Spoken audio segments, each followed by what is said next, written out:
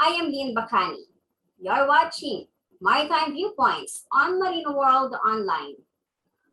Joining us is Vice Admiral Robert Empedrad, the Administrator of the Maritime Industry Authority, or MARINA.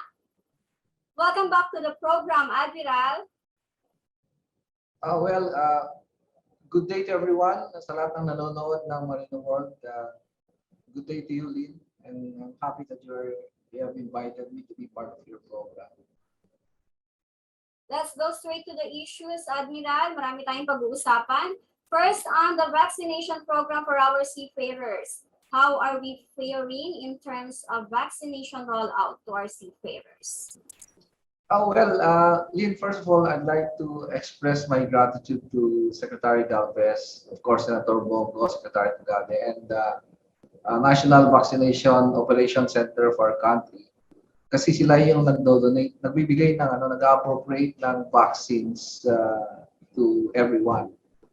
And based on our coordination with the National Vaccination Operation Center, so far, nakakuha na kami ng maraming vaccines for our seafarers. It started with our approval of our request of 30,000 vaccines for our seafarers. Then nasundan ng 15. So, the Secretary Galvez is very supportive to our seafarers. Kaya nakuha natin yung mga vaccines. And ang nagro-roll out ito, we created a technical working group chaired by Captain Solon. And the memberships are coming from the LMAs. Kasama na dito sina Tony Ladera, Tina Garcia. So they are helping out with Marina in vaccinating our seafarers. So marami na tayong napapabakuna. We are utilizing the AMOSUP centers or AMOSUP Hospital from Manila, Cebu, Davao, and Iloilo. And then we are also supported by the LGUs, particularly in Las Piñas and in Manila, Makati, and Taguig. So lahat tumutulong na. I think we were able to strategically communicate to all LGUs that our seafarers has already been categorized as A1. Yun yung pinaka-importante. So now everyone is helping out. They know the importance of vaccinating our seafarers. Kasi kung di sila nababakunahan and magkasakit sila, our supply chain will be affected. Our cargos in the ships will be affected. So we are very happy that move forward na yung vaccination ng ating seafarers. Our appreciation also to Las Piñas, Senator Villar and Congressman Villar, who authorized the use of the tent in Las Piñas, somewhere in Parañaque. It can actually vaccinate 2,000 people. So ang dami na napabagunahan dun sa ating seafarers. So we're happy that our program of vaccinating our seafarers are moving fast now, hindi katulad ng mabata. So yun yung so far report ko about the vaccination of our seafarers. But Admiral, have you collated the data? How many total doses administered to seafarers? How many of them received the first dose and then the second dose? Kasi we have around 400,000 sa international service. We have 50,000 sa domestic seafarers. A total of around 800,000 ang registered seafarers natin, di ba? Is the Philippines vaccination campaign not lagging behind other seafarer supplying countries as we face this new surge in infections and economic recession? Well, dati medyo mabagal because the LGUs do not appreciate the recategorization of our seafarers from B4 to A1, dati hindi A4 and then A1. But now, through the Maritime Regional Offices, directors, they engage our LGUs, telling them that when seafarers apply for vaccines, they should be prioritized because they are now categorized as A1. So, wala kaming records on how much or how many seafarers has been vaccinated by the LGUs. But apparently, it's moving forward. Marami na tayong nababakunahan ng mga seafarers by the LGUs. Ang problema lang namin, di namin alam kung sino yung mga nabakunahan ng mga seafarers. As I said, the objective of Marina involving in the vaccinations for a strategic communication, informing our LGUs and everyone else that we should prioritize the vaccination of our seafarers. Otherwise, magkakasakit sila. And in fact, mga seafarers natin are going to countries that are high infection rate like Indonesia, India, and then may umuwi na nagkakasakit. Like, for example, what happened with Athena Bridge. Umuwi sila, na-infected sila because they were not vaccinated. So it is our responsibility to vaccinate our seafarers so that when they travel around the world, hindi sila ma-infected ng COVID-19. Now, we are able to strategically communicate now na alam na ng mga LGUs na A1 na yung ating seafarers. So they prioritize now the vaccination. We are now collating how much or how many seafarers were vaccinated through the LGUs. But for us, yung based sa aming coordination with the National Vaccination Operations Center, I think we were able to, now I have a data here, na we were able to provide or vaccinated around 47,119 seafarers so far. That's a big number. Na, magmula nung nilaunch natin during the anniversary of the Maritime Industry Authority in July 17, and then in Seafarers Day in July 25, up to this time, I think we were able to vaccinate 47,119 seafarers so far through the initiative of the Maritime Industry Authority supported by the Department of Transportation. Kaya nakapag-vaccinate tayo. But those who were vaccinated by the LGUs, we are not aware kung ilan na yung ano. Aside from those seafarers who are aboard ship and vaccinated by other countries like US, Netherlands, we have an engagement with them. They are vaccinating our seafarers kung nasa barko na sila. Admiral, we've been receiving messages din, and from stakeholders and from our seafarers. Yung iba kasi sa mga regions, are we not, okay ba tayo sa mga regions din, nakakapag-vaccinate din tayo? Kasi more on nakakoncentrate yata sa Metro Manila. Yes, Lynn, actually we have request for rollout of vaccines for August and September. Actually 80,000 for August, 80,000 for September from the NVOC na lang, yung National Vaccination Operations Center. So pag nirelease nila yun, we are appropriating vaccines to some of the regions that have not been reached or hindi na appropriated ng Moderna kasi karamihan Sinovac. And we don't vaccinate our seafarers with Sinovac. So pag nakarating na yung mga vaccines na to the regions, like for example in Ilocos, in Cagayan, so ano na to, nationwide na to. Once we get the vaccines, the DOH or NVOC will deliver it to the LGUs and we will vaccinate seafarers even to the remote places kung saan sila natira. Kasi iba natin yatang LGUs, Admiral, medyo hindi nila alam na A1 na talaga yung ating mga seafarers. Mukhang kulang pa sa info dissemination. Tama yun din, you're correct. And that's why we are working very hard through our regional directors sa Maritime Regional Office, Marina Regional Office, to engage our LGUs. But yung i-appropriate ng NVOC na vaccines for August, September, and October, identified namin yung LGUs kung saan siya pupunta.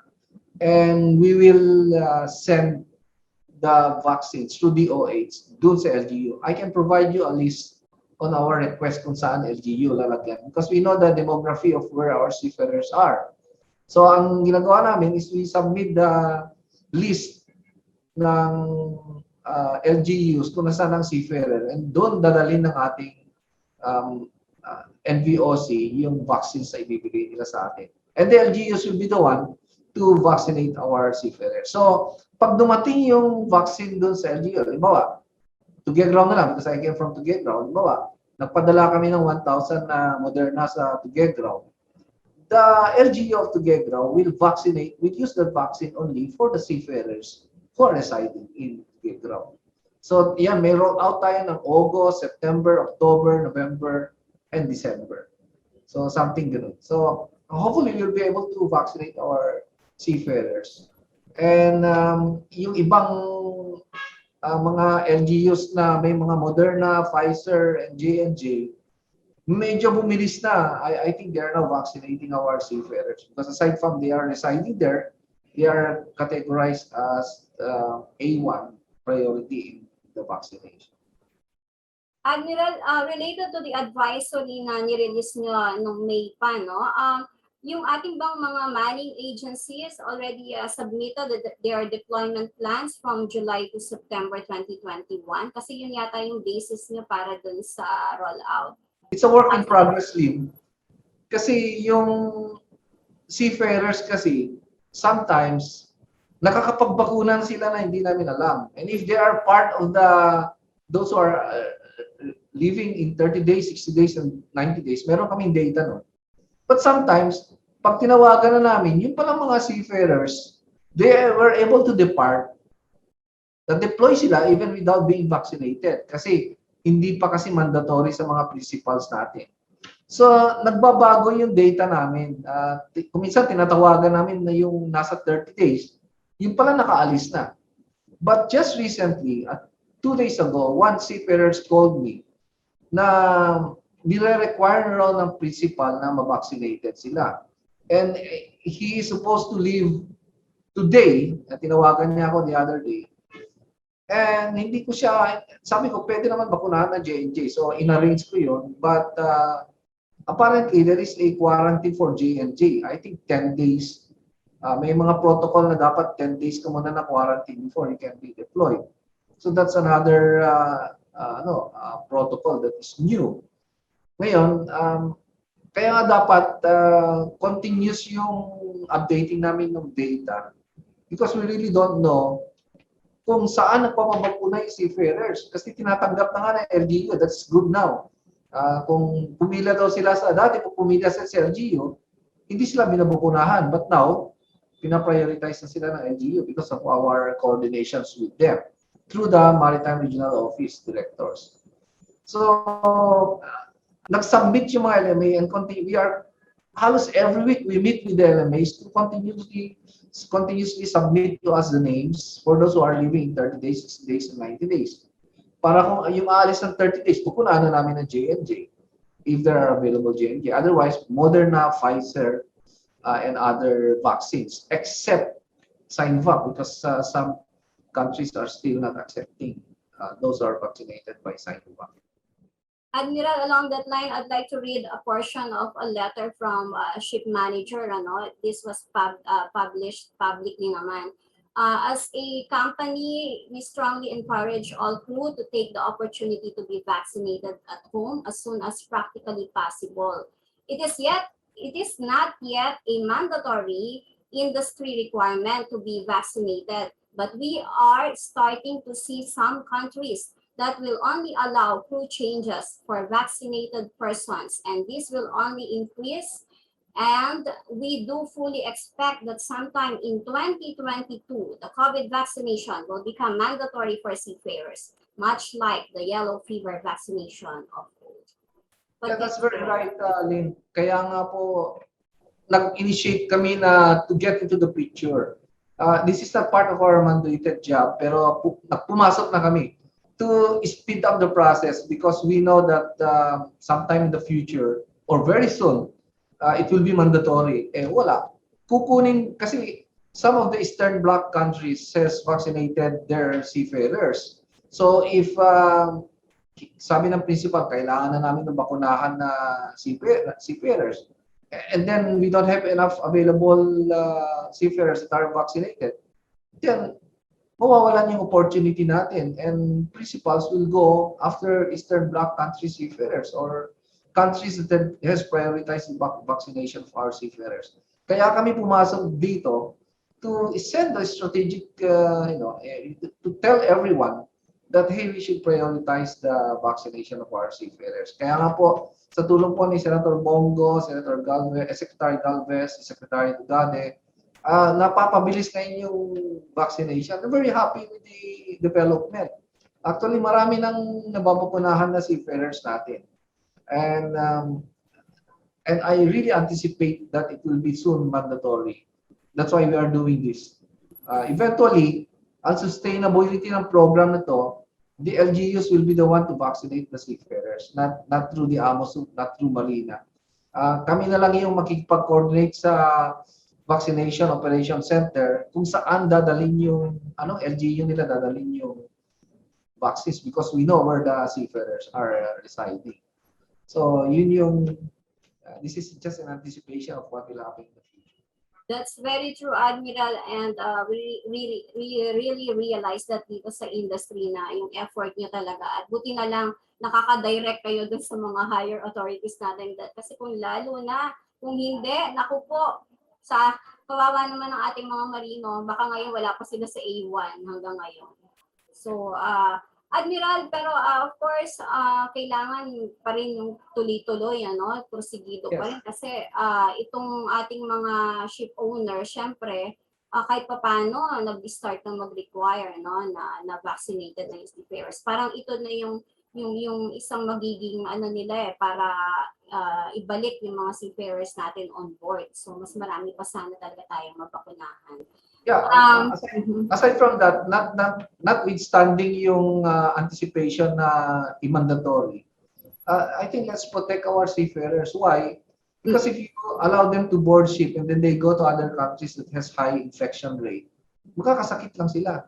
And pag nagkasakit sila sa remember there are 3 ships that came here, make cargo, they are supposed to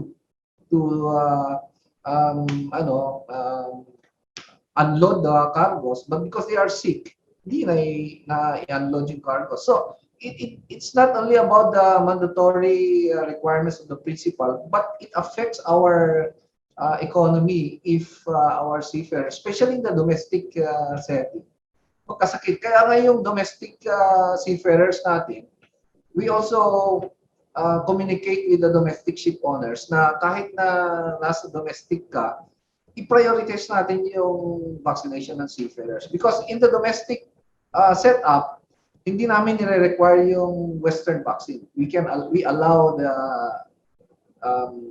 inoculation through Sinovac sa mga domestic. Ang importante kasi, mabakunahan sila so that they will not be easily be infected.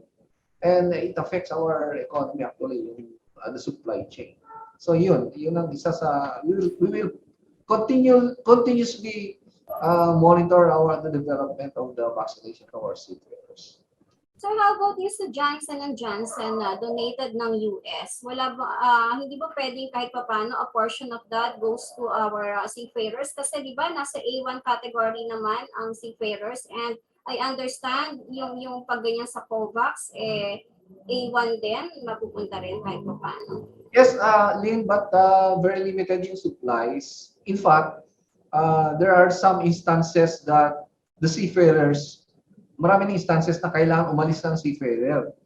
And kung i-moderna mo pa, hindi na nila makukuha yung second dose. And we were able to get J&J sa NVOC, and then nabigyan ng J&J yung mga seafarers, and then they were able to deploy, to leave. So ang ginagawa namin is, if we get the J&J vaccines, we will prioritize those who are leaving in 30 days. Yung mga kung wala pang deployment, hindi namin bibigyan ng J&J, yung one shot lang. So we will plan this properly. Now we will not be using the J&J unnecessarily. Kung hindi pa naman siya alis, dapat ibigay namin dun sa nasa list ng 30 days who are due for deployment anytime. But again, limited kasi yung galing sa US, that's the problem. So So yung ibang tanong ng ating mga seafarers, how about those who are first-time applicants? Kasama pa rin sila doon. I think first time. Basta if you are seafarers, regardless if you are first time to be deployed or not, as long as you have the SRB, that's the basis. You have the same priority. Then those who are 20 years already 20 years na seafarers. Para parehas kayo seafarers. We don't discriminate. Sana raw mas marami pang mga marina regional offices ang magkaroon pa ng mga vaccination programs. Yes, yes. As I said a while ago, lahat ng Maritime Regional Office are directly coordinating with the LGUs. Eventually, hindi Marina yung magpo-produce ng vaccination center. It will be the LGUs. So, halimbawa, sa Iloilo, we have an LGU there. Although, merong vaccine center ng Amusub doon. Oh, by the way, pagka Amusub, kung nandun ka sa area, you can have your second job dyan. Doon, halimbawa, nakuha mo sa LGU yung first job and then may Amusub like in Iloilo, you can take your second job there. If you are in Manila, and kailangan mo kunin yung second job, just coordinate with us and then you can go to Amusub Manila and get your second job. Yun ang purpose ng Amusub. They will be, hindi ka na makipag-queuing doon. It is solely for our seafarers. Kaya maganda yung Amusub Hospital. Sir, I know this is not your direct concern sa Marina, itong itatanong ko sa inyo, but we've been receiving these comments from our seafarers, no, kasi naawa din kami sa kanila kasi ito yung feeling nila ngayon, no, dun sa mga quarantine facilities. They feel seafarers are feeling hostage po sila dun sa kanilang mga quarantine facilities na pinaglalagyan sa kanila ng ibang mga manning agencies, or kasi po nagtatagal daw more than 1 month minsan ay nandun pa rin sila sa quarantine facilities. I know this is not a direct concern ng Marina, pero how do you feel about that, sir? May magagawa ba kayo doon? Since naman sa mga technical working groups, kasama nyo rin yung iba nating mga concerned agencies? Yeah, I'm not aware that there are LMAs that quarantine our seafarers for more than a month. I'm not aware of that. But you can tell me what particular dapat hindi. Kung ano yung protocol, yun yung protocol. If there is a crew change, pag on-signers ka, alam po, you're only required to undergo 5 days quarantine before you can join the ship. Pagdating naman ng barko, pag dumating naman yung seafarers, there is no requirement for you to, you can go straight to your respective residence. So, if there are reports like this, tell us, kasi this is my first time to hear that a particular seafarer is quarantined for 1 month. I'm not sure if that is proper, and if we receive the report, we call the attention of whoever is doing that. Actually, nagtataka din kasi ako dito. These are for deployment pa lang, no? Pinapatawag sila ng agency and then isa-swab pagkatapos i-quarantine ng matagal sa hotels. Without telling them na kailan meron na ba talagang deployment schedule sila or whatever. Tuloy itong mga marino natin, lalo na yung iba na alam mo naman, napakahirap mo ng buhay ngayon, Admiral, sa tagal nila na hindi pa na-deploy.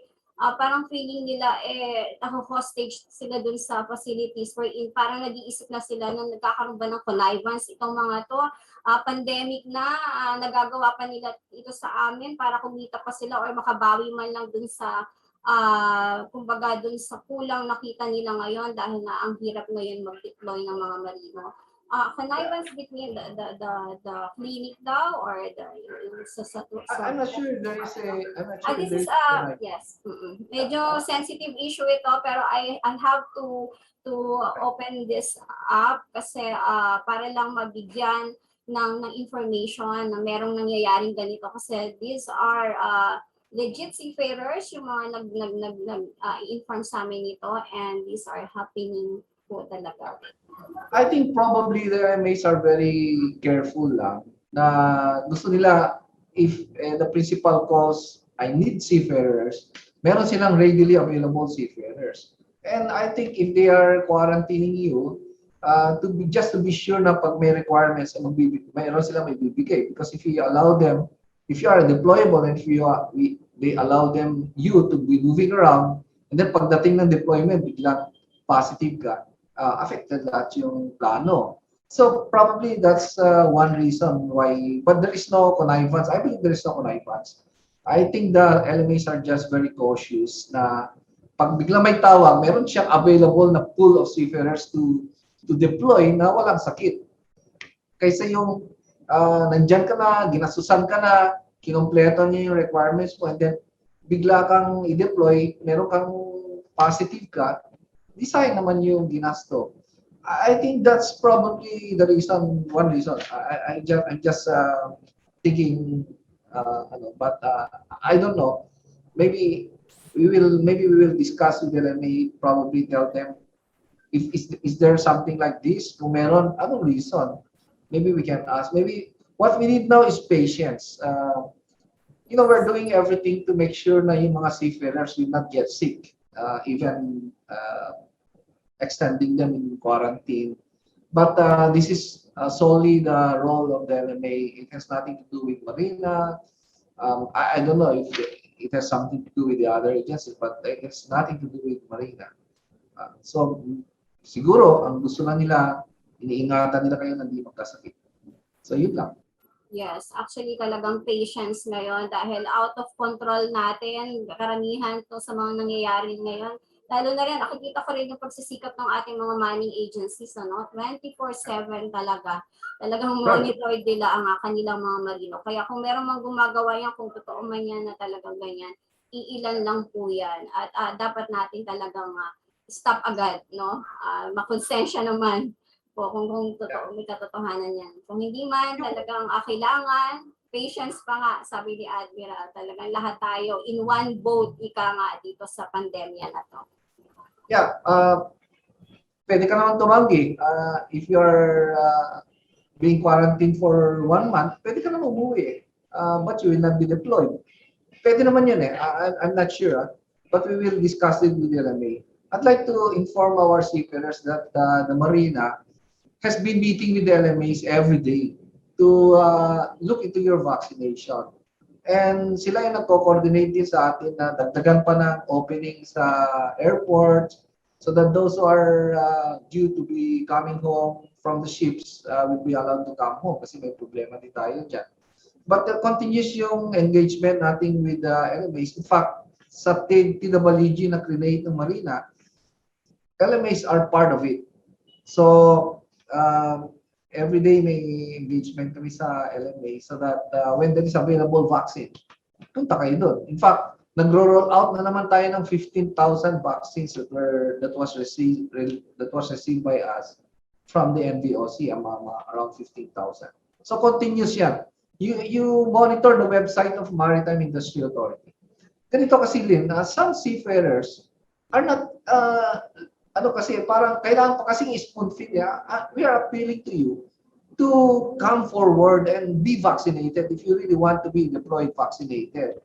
Kasi ang problema kasi kung kailan yung aalis na kayo, sa kanyo tatawagan yung Marina, kailangan nyo agad-agad. Ang tagal na namin tatawag ng mga seafarers. Sometimes, yung araw na, di ba sa vaccination center, we are supposed to vaccinate 200. Sometimes, 100 lang yung dumarating na seafarers. And now we waste yung vaccine. But we have to use the vaccine. That's why we have to use it to other yung essential workers, like some of the employees of the LMAs. And sometimes, binibigay na rin namin sa domestic ship seafarers. Dapat ang domestic ship seafarers should be signing back. Pero since wala kayo, binibigay na lang namin sa domestic seafarers. And then, so, tapos kung kailan sila alis, saka lang sila magtatawag, mahirap naman ganun. I appeal to seafarers, look into the website of Marina. Available na yun kung saan kayo dapat pumunta. And take the opportunity, since we have the vaccine, go and take your job. huwag naman nagmamadali kung kailan alis na kayo, punta kayo dito. Mahirap yun. Admiral, nasa bare months na tayo ngayon. So, we're expecting na mas marami pang mga seafarers natin yung gustong-gusto nang makabalik, no? So, how's the air crew change protocols now? Tapos yung inbound passenger limits, no, sa mga flights, continuous pa rin. Paano po kaya yan, sir? Yung, parang, di ba sa green lane naman natin, baka naman daw po pwedeng exempt ang ating mga marino dun sa mga passenger flights. You're very right. You're very right, Lynn. That's one of the problem. Alam mo kasi pagka hindi mo inopen yung pagpasok ng seafarers dito sa ating bansa, ang mangyayari is the principal will not allow our seafarers to go down. Kasi kung pababain mo yung seafarers kung nasa ibang bansa sila, tapos hindi allow pumunta sa Pilipinas, they have to stay in the hotels in the foreign land. So, ang laki ng gastos niya kasi sinasagot ng principal niya. So, nagiging very expensive yung ating pag-deploy ng seafarers. Now, what the principals are doing because of the lack of access to come home, ginagawa nila, in-extend nila yung pag-stay ng seafarers sa mga barko. To the extent, actually, I heard that there are seafarers or Filipino seafarers who are still in the ship after 1 year and 6 months. Ang worry namin dyan, it affect their mental health, their physical, and their ability to ensure that the ship is safe. Baka magkaroon ng mga aksidente sa dagat. In fact, I received a report that one of our Filipino seafarers, meron siyang mental sickness. So, nire-repatriate namin siya. Yung iba naman na aksidente, nasusugatan or whatever reason, pinapauwi namin. This will happen if we don't allow our seafarers to come home. So, nagko-coordinate na kami ngayon. We are now coordinating to the concerned agencies or authorities to allow our seafarers to come home. Pag commercial, kung pwede sila makapasok over and above the 2,000 limit. Ang ginagawa ngayon is nag-charter flights yung mga LMA, so they spend more money just to charter flight our seafarers. So nagko-coordinate tayo dyan. This is the problem. And I hope that the IATF will allow our seafarers to board commercial flights more than over and above the 2,000 limits. Ang problema kasi yung quarantine dapat magawa ng paraan. So maybe we will, yung sinasabi mo na nagwa 1 month yung quarantine, that will affect the entry of our seafarers. Yes. So dapat ang LMAs din, if they are doing that, huwag lang i-quarantine ng more than 1 month. Yung dapat tapos na yung quarantine, pababain na para makauwi yung ating mga seafarers and other Filipinos to our country. But we are coordinating with gumagawa na kami ng move namin na i-allow na sumakay sa commercial flight ang seafarers over and above the limit. Actually, the Alma Maritime Group already elevated their concern to President Duterte regarding this, no? As of kanina nga ay kine-check ko yung sa mga kasi nagsasubmit sila ng mga seafarers nila na sobra-sobra na, lagpas-lagpas na yung contract nila, no? Extended contracts. Usually dapat 10 months lang po yan. Nasa around from the 12 manning agencies pa lang na nagsasubmit, more than 3,000 na po. Around 300 po ang manning agencies natin, remember. So, madadagdagan pa sigurado yan. So, ibig sabihin, there are thousands of Filipino seafarers pa rin na on board, extended na talaga yung contracts nila. Yes, you're right. Yung iba, 1 year, 6 months na. And as I said, affected na yung mental capacity niya, emotional, spiritual, they want to go home. So affected na rin yung trabaho nila. And what is worse is the safety of the ship and the crew are affected. So sana maintindihan natin to so that we can allow our seafarers to come home. Yun lang naman ang I hope ma-actionan ng ating IATF or whatever concerned agencies involved in this work. Admiral, we'll just take a short break. After the break, pag-usapan naman natin yung mga seafarer-related advisories na inilabas ng Marina. Yeah, sure.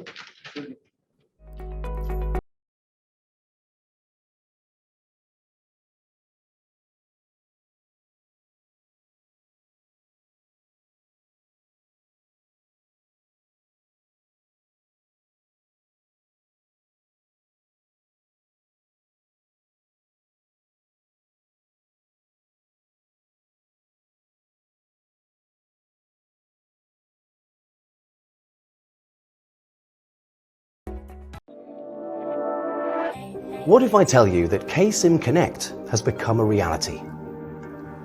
It is the cloud-based ecosystem for maritime education and training, where Kongsberg provides simulation and services to all members.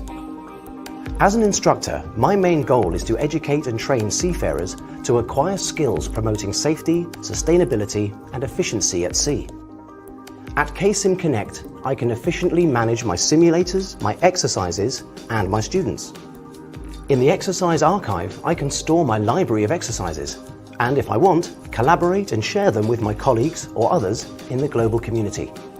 KSIM Connect enables me to give students access to cloud simulation, so they can train anytime and anywhere while learning at their own pace. In addition, I can explore the library of models and exercise areas, download or subscribe those that fit the learning objectives. And I can even order spare parts or a service visit if needed. Kongsberg has started to create the future of maritime education and training by creating the community where instructors can find news, explore and download available simulator models, distribute or share exercises that fit the curriculum. Imagine using KSIM Connect to integrate our simulators in the same virtual exercise environment, enabling students to train and interact together. It doesn't matter whether you're in Singapore, Australia, or in the United States. As long as you're online, you are part of the knowledge-sharing community. Kongsberg is shaping the future of maritime education and training by creating the community. Let's continue building this community together for the benefit of ourselves and the entire maritime training industry. Join KSIM Connect today.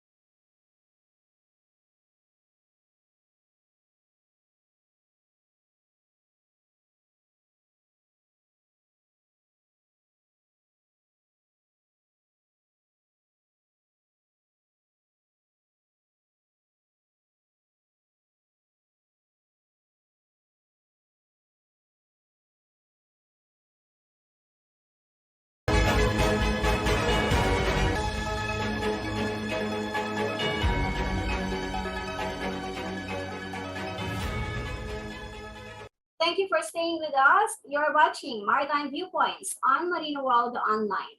Our guest, Marina Administrator, Vice Admiral Robert Empedrad. Sir, ito namang ating mga advisories sa Marina. Umpisahan natin dun sa mga refresher training courses na ngayon ay pinag-uusapan yata ninyo, no, with the stakeholders. Tuloy-tuloy ba yung inyong consultation ngayon? Marina Advisory number 2021-49. Yes, 2021. This was released August 26. Yeah, nakausap na namin yung our stakeholders, the training institution. I know they are affected on this one because if the seafarers can demonstrate competence on a particular function, they don't have to take the refreshers course anymore. If they have generated or accumulated 12 months of seagoing service in the past 5 years, kasi hindi mo naman makukuha yung seagoing service mo in a year because ang contract mo is 6 months, sometimes 6 months. So if you are able to get a seagoing service for a period of 1 year in the past 5 months, that's one requirement. And then the other one, if the seafarers can provide a document that will prove that they underwent training aboard ship on that particular function or competence, and they can demonstrate that competence, then that will be a basis for us to approve their licenses without undergoing refreshers course. Refreshers course lang naman. So I'm sure there are MTIs that are affected on this. But our basis for coming up with advisory is this STCW convention. It was very clearly stated in the STCW code. So sinunod lang namin yung sinasabi ng STCW code.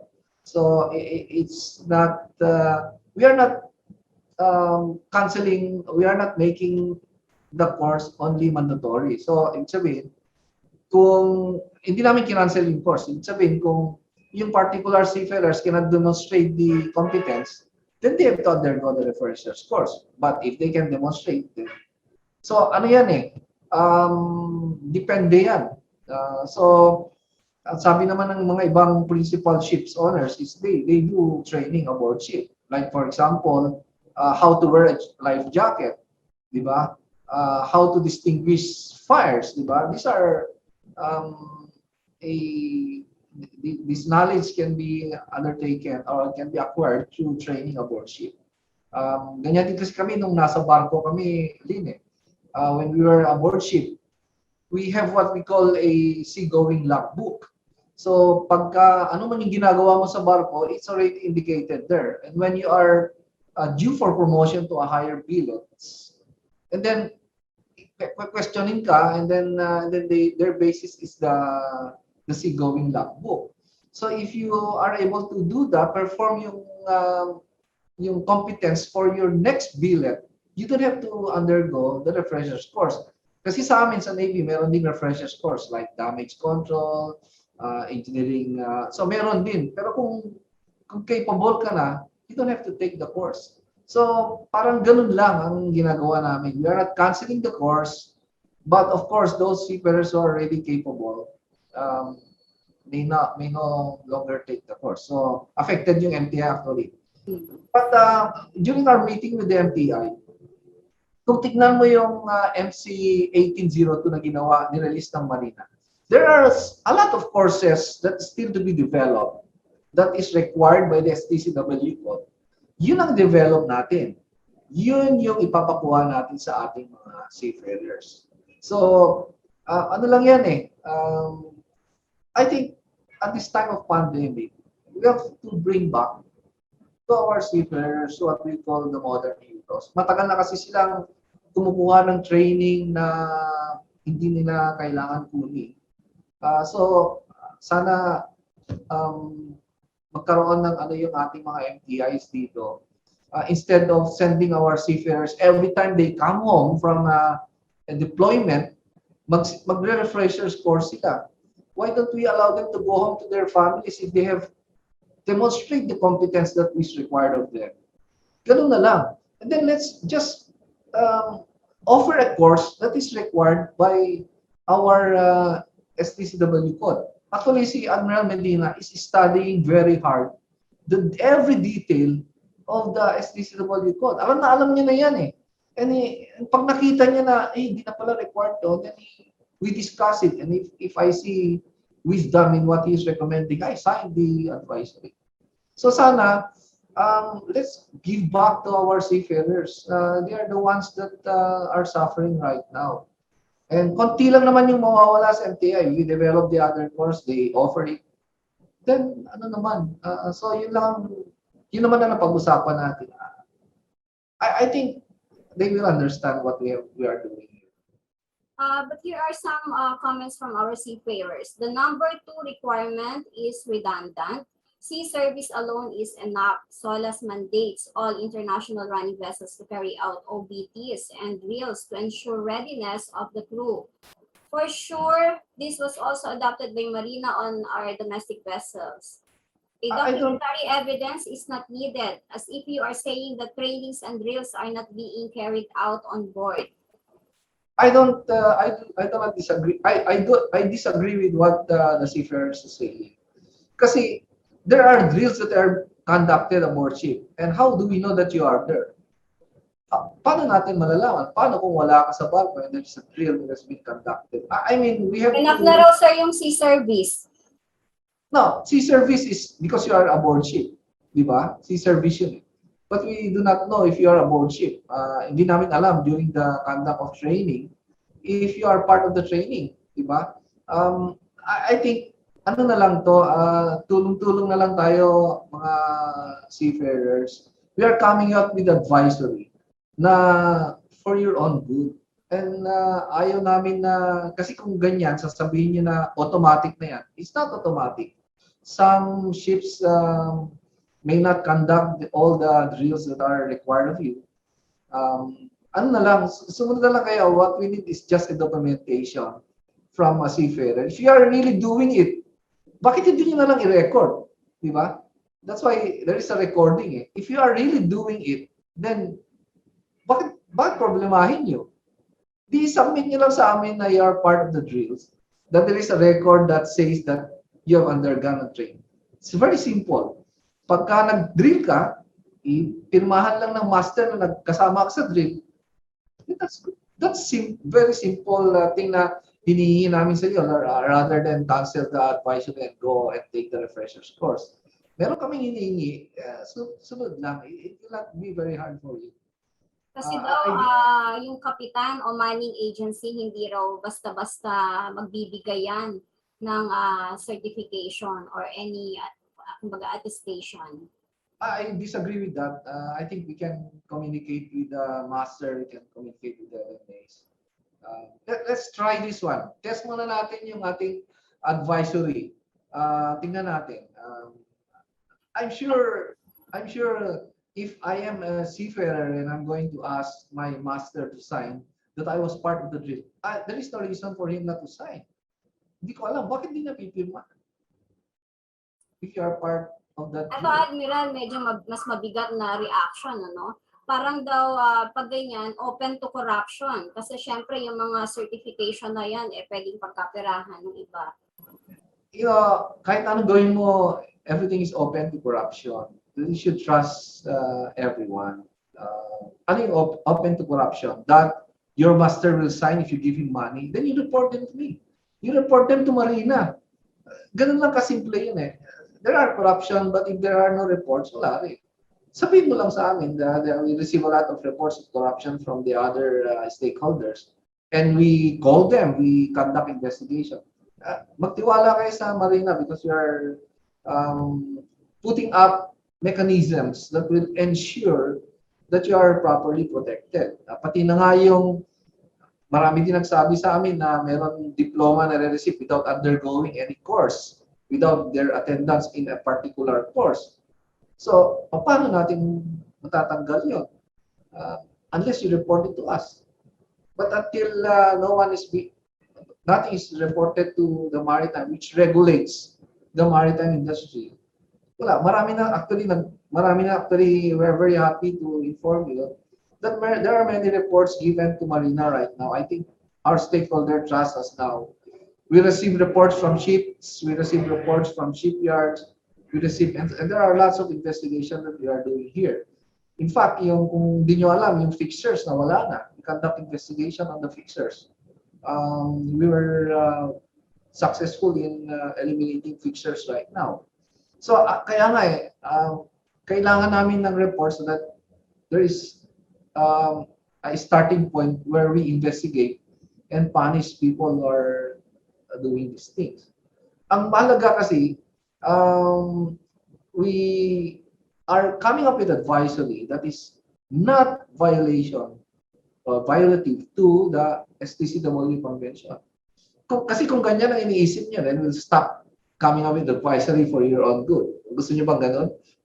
Tumigil na lang kami and allow everything to go on. Ganun lang naman. There's always a saying that we cannot please anyone, everybody. So, laging may pros and cons. But of course, But what we're doing, as long as what we are doing is not violation of the STCW convention, then there is nothing for us to fear. Kaya natin i-monitor yan and kaya natin i-execute properly. And for sure, may kakaharapin yung mga gagawa ng mga negative na yan, like Yes, of course. documents, Yes, yes, of fake or yung authenticity ng documents. So, Admiral, let's go to examination. Ano pong update natin doon sa Q-Bank na in process? Kumusta na po? Yeah, malapit na matapos yan because it's a requirement of EMSA. It's findings of EMSA. So, Admiral Medina has hired 4 experts that are doing the questions. Now, mabilis silang gumawa ng inaayos nila yung mga questions. And a very good feedback. In fact, sabi nga ng iba, baka gamitin pa ng mga European countries yung questions because they're coming up with very good questions. And we are putting a lot of good questions sa Q-Bank. Ina-update namin yung mga questions.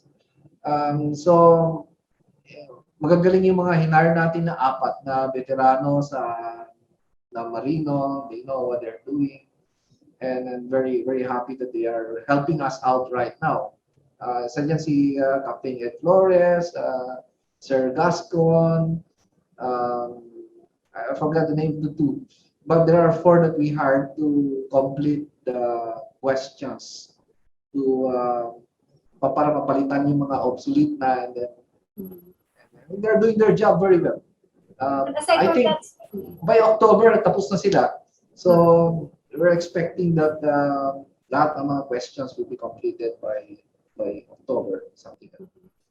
So, gaano katagal yung appointment nila, sir? Or yung kanilang... I think 3 to 4 months lang. It's just a project-based appointment. Pero pwede naman ma-extend or papalitan pa uli sila ng iba. With the way they are going, very quick sila, mabilis yung movement, yung yung progress nila. I think the period allocated for them will be enough. So magagaling. Admiral, we have known you for your testimony of sincerity to work with our stakeholders, no? However, there are mixed perspectives, di ba? How do you balance yung yung pagpakiki-cooperate nyo sa stakeholders? Kasi even dito sa examination, sa Q-Bank, yung kinuha yung QMEs, experts, no? Subject maritime experts, SMEs. Yung iba ay medyo nagka-question. Wala na bang iba raw na magagaling na mga marino kasi itong mga to ay baka may conflict of interest? Yeah, actually, Lynn, meron tayong in-approve na organizational structure, bagong organizational structure ng Maritime Industry Authority. From 815 employees, we will increase to 2,100. There is a study made by the Development Academy of the Philippines na tinignan namin mabuti. And there will be reorganization of the Maritime Industry Authority. So ngayon, This was already forwarded to the Department of Budget and Management. So, ang implementation nila is 3 years. So, we will hire 20% in before the end of 2021, 30% for 2022, and 50% for 2023. So, by then, puro plantilla position na. Kasi ngayon, we have a ang ano natin, we have 400 JOs and contract of service sa Marina. The salaries of these are taken from our MOEs, budget for the operations. Kasi lumaki na kasi yung industriya, hindi naman lumaki yung Maritime Industry Authority for quite some time now. This will be a good development. So when we hire good people to occupy the plantilla position, and then we train them, we capacitate them, then we can say that the Marina is ready to do all its mandated functions. Sa ngayon, ang ginagawa namin, nag-hire kami ng mga magagaling na personnel. In fact, ang hiring kasi ino-open namin din sa the normal process. The normal process. If there are good seafarers who think that they can help Maritime Industry Authority, please join us. We publish the vacancy, marami kaming kulang pa. I think we lack 150 people. So you can join us anytime if you think you can help us in improving and developing our maritime industry. Tulungan niyo kami. So I think the organization is one good development that happened in the Maritime Industry Authority. Maganda to kasi we will increase in number, we will hire good people, expert people, and we can do our job better. Particularly, Admiral, dun sa examination, like yung sa QBank, kasi sabi nga, sila mismo yung nag-evaluate, yung nag-aano ng mga questions dun sa QBank. So, hindi ba conflict of interest daw na baka may mga background sa assessment center, itong mga kinuha yung SMEs, and then, ano ba yung sa assurance niyo dyan, yung sa integrity? I mean, after ng ganyan, wala sila dapat na, meron ba kayong kasulatan dyan na hindi sila dapat mag-put up ng like review center or in any way maging connected sila sa review center? Kasi we're talking about questionnaires dito sa examination. Alam mo naman, yung mga malilikot ang utak dyan, di ba? Yeah. Baka open to corruption daw yan. Baka mamaya bigla na lang magtayo ng review center siya mga yan. Kung hindi man sila connected ngayon, currently, with a review center.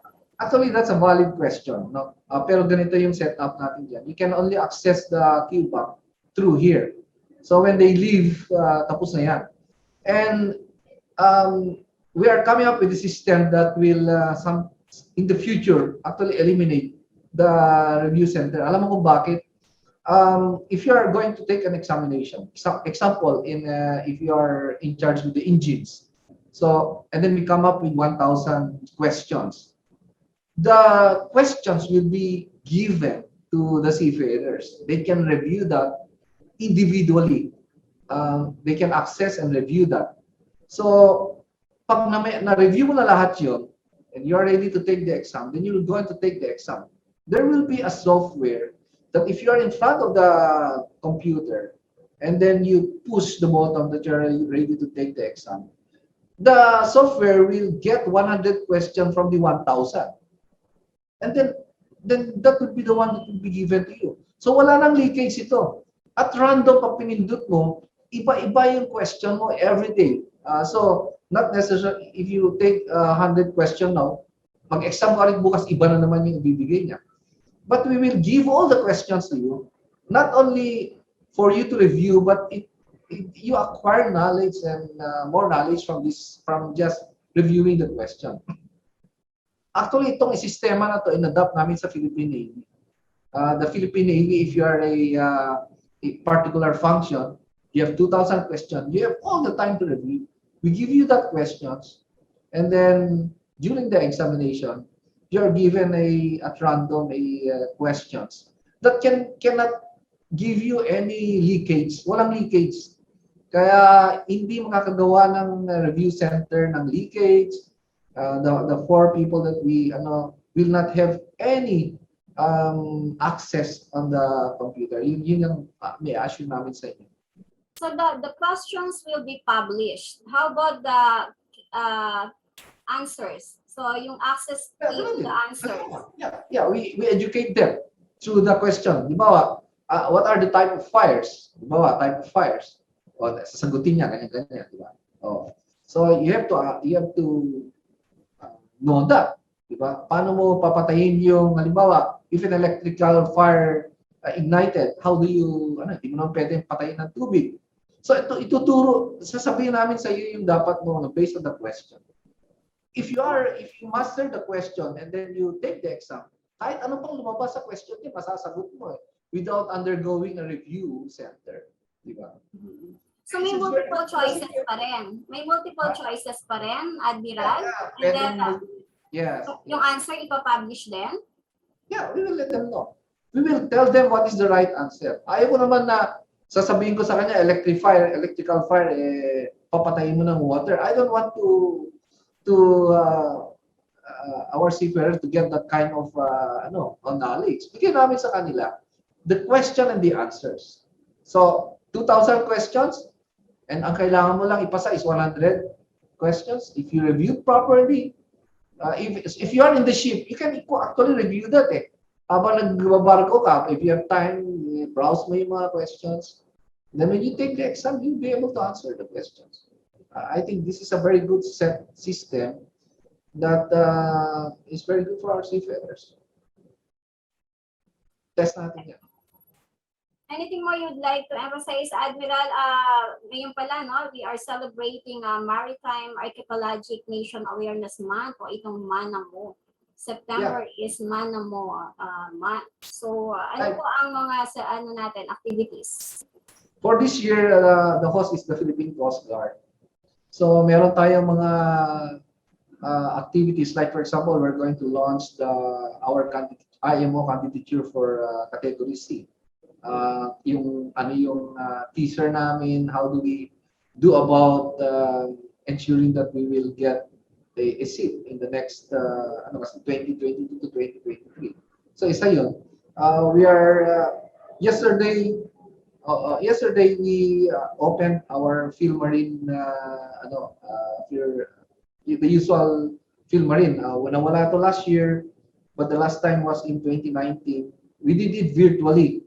So there are some series of lectures regarding this. And meron din tayong seminar on the conservation, ensuring that our waters will be clean. How do we ensure that our waters will be clean?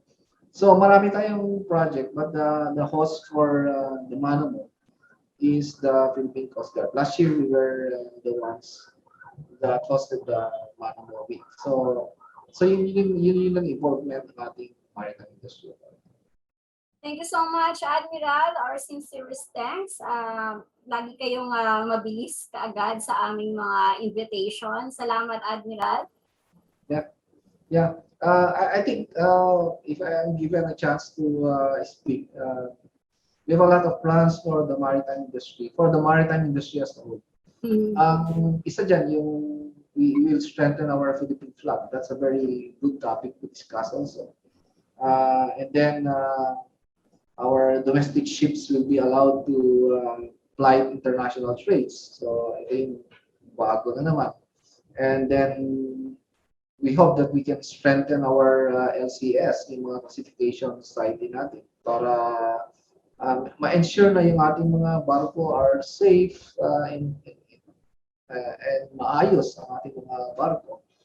And of course, we'll continue to vaccinate our seafarers para I hope that we can vaccinate them soon, and I hope that we can open our airports for the coming arrival for our seafarers. So sana pagtulong-tulungan natin to. Seafarers naman, ang request namin sa inyo is try nyo muna before you complain. Try nyo muna. And when there are opportunity for vaccination, punta na kayo. Hindi yung kailan kayo magkaroon ng deployment opportunity, sakala kayo magpapabakuna o kalit.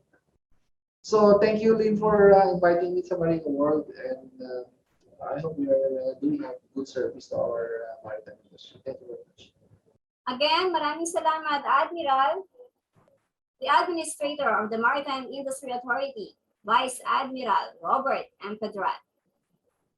Thank you for watching Maritime Viewpoints on Marino World Online. I am Lynn Macani.